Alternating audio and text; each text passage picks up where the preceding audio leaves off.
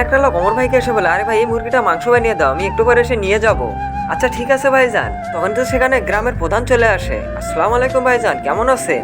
মুরগিটা কেটে কুটে আমাকে দিয়ে দাও, মাফ করবেন ভাইজান, মুরগিটা তো একজনের কাছে বিক্রি হয়ে গেছে আর আমার কাছে এখন কোনো মুরগিও নেই। সমস্যা কি, এই মুরগিটাই আমাকে দিয়ে দাও, এর মাটি কাটলে বলবে মুরগিটা উড়ে চলে গেছে।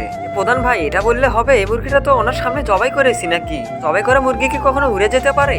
কিরে অমর, আমি এত কিছু বুঝি না, আমাকে এই মুরগিটাই দিবি তুই, আর এত কথা বলছিস কেন তুই? আর তোর কোনো সমস্যা হলে বিচার তো আমার কাছে আসবে আর আমি সবকিছু দেখে নেবো।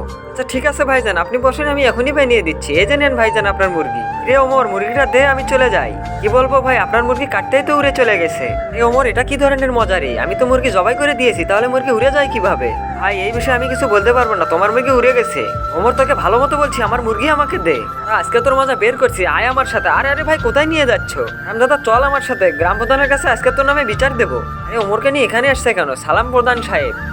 তারপর কি হলো এটি দেখার আগে দুটি ছবির মধ্যে মাকে ভালোবেসে থাকলে ভিডিওতে লাইক দিয়ে চ্যানেলটি সাবস্ক্রাইব করে দিন। আর যদি শয়তানকে ভালোবেসে থাকেন তাহলে কোনো কিছু করার দরকার নেই।